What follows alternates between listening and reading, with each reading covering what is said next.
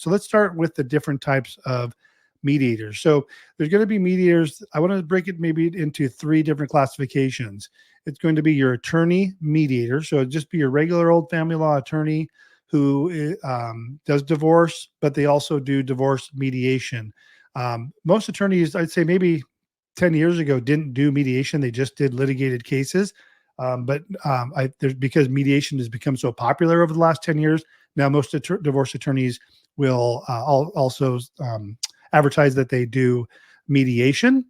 The next type of mediator is going to be a non-attorney mediator, and this will be someone who has done some variety of classes to be trained to become a mediator. As far as I know, last I checked, there is no real licensing or registration. To be fair with you, me being a legal document preparer has more stringent rules to be able to do what I do than to be a mediator. Again, as far as I'm concerned, there's no particularly license or training or anything. There's online classes. There's a 6-hour class I saw online that you just watch videos, and now you can say, hey, I'm a certified mediator by XYZ, certification or company. So I know there are legitimately trained mediators out there. I know there's mediators that there's companies out there that I don't know, there's like a top 3 training mediator training companies that people like want to be known for. I've been trained by XYZ company, that they really turn out better mediators. But keep in mind, when it comes to the type of mediator, it's going to come back to personality, their expertise in the fields.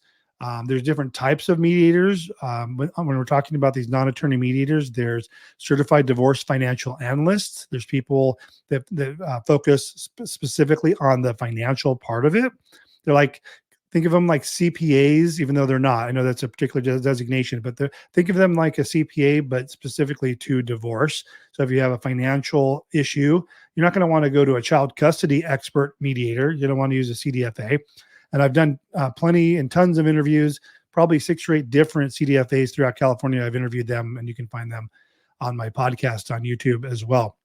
So divorce attorney mediators, non-attorney mediators.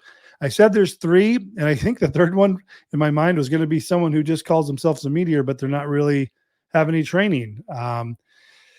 Because again, there's no licensing, there's no registration at all.